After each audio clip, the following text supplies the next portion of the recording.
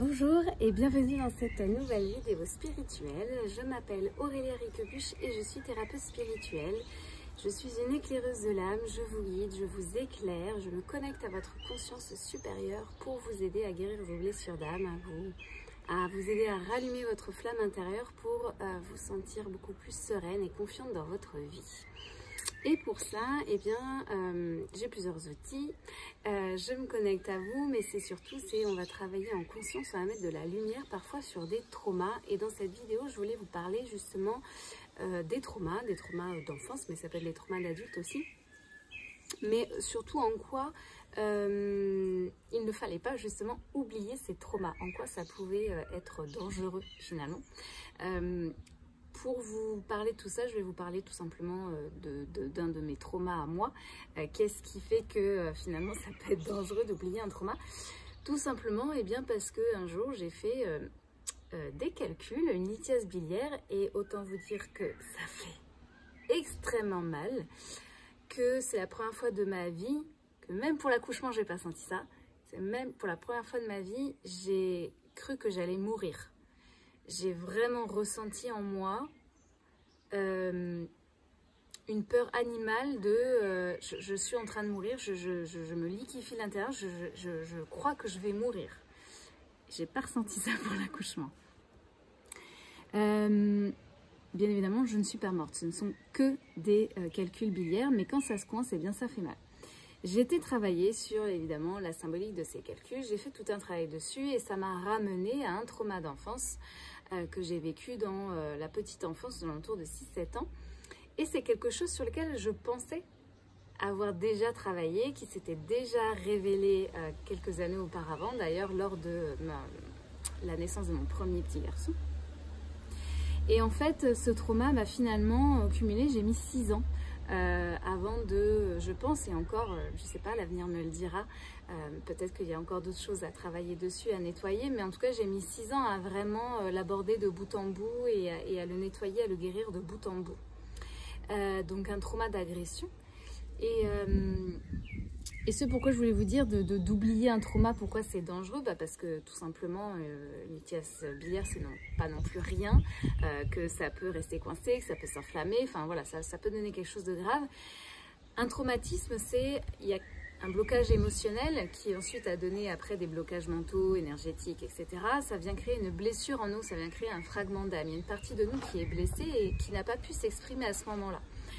Et ce petit bout de nous, en fait, a tellement souffert à ce moment-là, il ne pouvait pas continuer d'avancer avec cette partie de soi qui souffre. Donc, il s'est fragmenté, il s'est, on va dire comme si c'était un puzzle, le morceau de puzzle est toujours dans la boîte, hein, mais il n'est plus dans le puzzle, il ne constitue plus le puzzle. Pour moi, la fragmentation d'âme, c'est ça. Et ce qui fait qu'il vous manque une partie de vous, mais au moins, vous n'êtes plus au contact avec la partie qui souffre. Donc ça, c'est une protection de votre mental. Et heureusement que vous avez fait ça, sinon vous n'auriez pas pu continuer de vivre. Et quand on vit des traumas assez durs, assez violents, c'est un gros puzzle. Il représente beaucoup dans le dessin. Hein, c'est pas un petit bout noir du ciel foncé derrière. Non, non, c'est un élément bien, bien important. Forcément. Hein. Et... mais justement, pourquoi est-ce qu'on a vécu ça aussi? C'est parce que quand on va pouvoir se reconnecter, si on ne l'avait pas perdu, on ne se rendait peut-être même pas compte de ce potentiel et de la valeur inestimable de ce morceau de puzzle aussi. Peut-être le sujet d'une autre vidéo. Mais ce qu'il faut comprendre, c'est que cette fragmentation, elle est vraiment bénéfique. Sinon, on ne la ferait pas. On a vraiment besoin de ça. Sauf qu'à un moment donné, voilà, ce bout de puzzle, il nous manque et on a vraiment besoin de dépasser pour de le guérir, de le réintégrer, de le remettre dans le puzzle, tout simplement pour pouvoir réaccéder à cette partie de nous qui nous manque. Mais en fait, tant que cette partie souffre, on ne peut pas réaccéder, on ne peut pas recoller le morceau de puzzle. C'est pour ça qu'on parle de guérison des blessures. On n'est pas là pour oublier ce qui s'est passé, surtout pas. On n'est pas là pour changer le passé, on ne peut pas. On est juste là pour transmuter et transformer et réaccéder à une partie de soi, en fait. Et à la mettre elle serait encore plus belle, encore plus mise en lumière. Et ce traumatisme, je vous parlais d'oubli et que ma vésicule s'est réveillée, etc. Ce traumatisme, je n'y ai pas eu accès pendant, du coup, si je calcule, pendant 20 ans. En fait, mon cerveau a fait blackout, vous savez, quand on coupe le courant, parce que c'était trop souffrant. Ça arrive à de nombreuses personnes victimes d'agressions, d'abus sexuels. Beaucoup plus qu'on ne le croit. C'est une solution de survie. C'est au niveau mental que ça se passe. Il y a une décharge d'hormones de stress, en fait, de cortisol qui est telle dans le corps que ça pourrait provoquer un arrêt cardiaque et du coup le corps se met en mode veille. Il coupe tout. C'est le mode économie d'énergie. Et en fait, ça fait que ce traumatisme, donc ce mémoire, en fait, la mémoire de l'événement ne va pas s'enregistrer dans, je sais pas, la mémoire vive, on pourrait appeler ça, de notre cerveau. On ne peut pas avoir accès à ce tiroir. Mais la mémoire, elle y est toujours, l'événement, il y est toujours.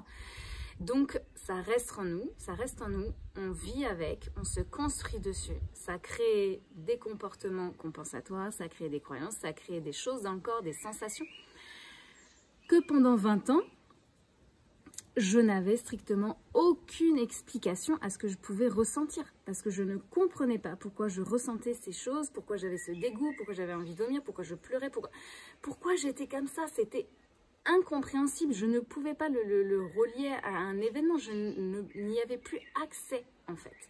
Donc ça a été très perturbant pendant très longtemps. Quand j'ai enfin reconnecté par diverses façons, si vous voulez en savoir plus, j'en discute dans mon parcours, dans les ressources que j'offre, mais je vous mettrai le lien dans la vidéo, justement le lien pour se reconnecter à son âme, pour justement libérer les interférences qui nous empêchent de se connecter à son âme. Je parle un peu de mon parcours. Quand j'ai recommencé à me reconnecter à ça et que en fait, à un moment donné, je ne pouvais plus nier l'évidence, déjà il faut accepter, hein, donc forcément le mental, il est là encore pour nous protéger. La partie du puzzle, elle souffre encore, donc il continuera à nous protéger. Mais non, mais c'est pas possible, le déni, mais non, n'importe quoi. Et en fait, jusqu'à ce qu'il y ait cette vésicule qui parle, parce qu'on ne doit pas oublier un traumatisme. On ne peut pas oublier un traumatisme. La vésicule parle qu'avec ma thérapeute en mémoire cellulaire, on aille voir dans le corps, enfin, ce qui se passe et ce qui se dit, et qu'on aille se connecter à mon âme et qu'elle explique ce qui s'est passé. Et en fait, ce travail dans le corps m'a permis de revivre l'agression. Et j'avais besoin, c'est bizarre de dire ça, hein, j'avais besoin de revivre cet abus, cette agression dans mon corps pour pouvoir l'accepter. Il fallait que je la revive en fait, parce que sinon ça ne matchait pas en fait, j'avais pas les deux trucs qui se connectaient. J'avais vraiment besoin de revivre. En fait, j'ai eu des flashs après, des sons, en fait, enfin des sons. En gros, j'ai entendu la voix de mon agresseur, hein, j'ai entendu une voix d'un seul coup dans ma tête et c'était pas ma voix à moi. Hein. Et c'est très très perturbant de se reconnecter à un souvenir parce qu'on sait très bien que du coup, on le sait, on le sent que c'est un souvenir. C'est pas une phrase qui est rentrée toute seule dans notre tête.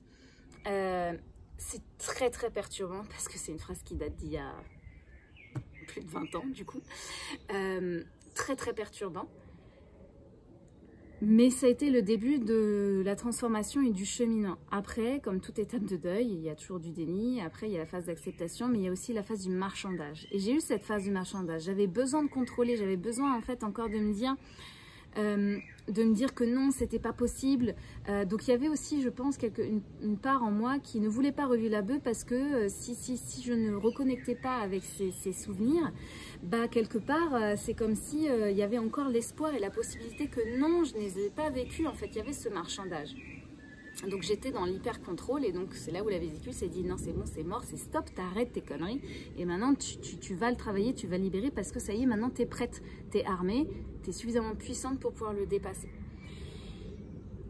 Et donc il a fallu le revivre dans le corps pour pouvoir enfin accueillir, accepter et dépasser cette étape du marchandage. Bon, après il y a eu la colère, tout ça, mais j'ai travaillé dessus, j'ai travaillé sur le lien avec mon agresseur, j'ai travaillé sur toutes les choses qu'il y avait autour.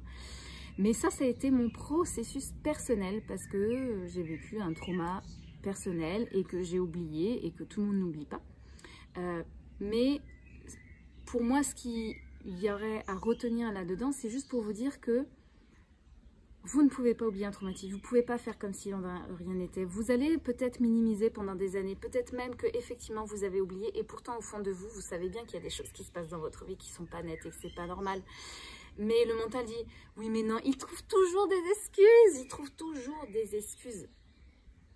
Mais vraiment, si vous vous posez la question, en fait c'est qu'il n'y a pas de doute, hein, c'est qu'il n'y a pas de question à se poser. Donc tout ça pour dire qu'on ne peut pas oublier un abus, on ne peut pas oublier un traumatisme.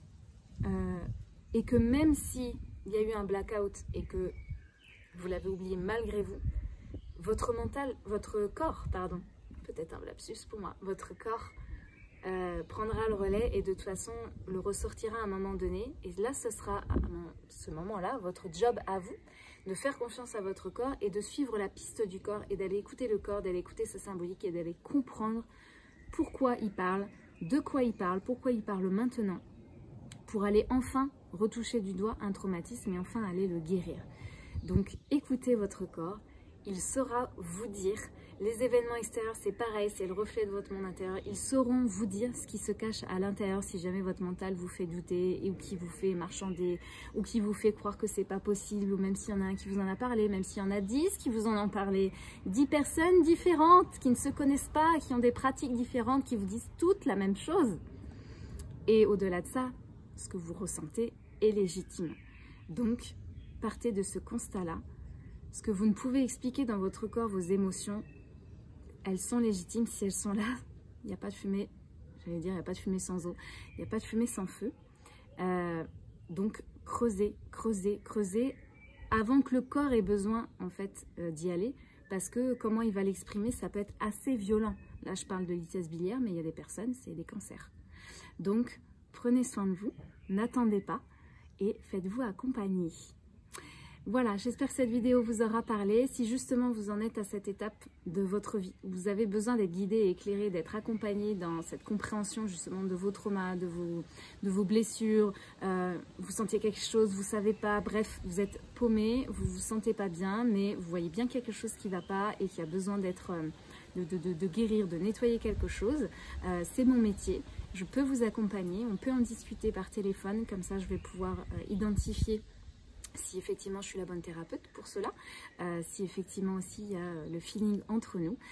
Pour ça, vous pouvez faire une demande d'appel alchimique, vous pouvez réserver votre créneau directement à travers le lien qui se trouvera donc dans la description de la vidéo que je vais remettre donc en dessous. Merci d'avance pour vos likes et vos partages qui m'aident à faire découvrir cette vidéo et mon travail à plus de monde et donc potentiellement à aider plus de monde encore. Si vous avez des questions, des commentaires, je suis bien évidemment ouverte à vous répondre donc en dessous de la vidéo. Merci beaucoup et à très bientôt pour une prochaine vidéo spirituelle. Salut, salut!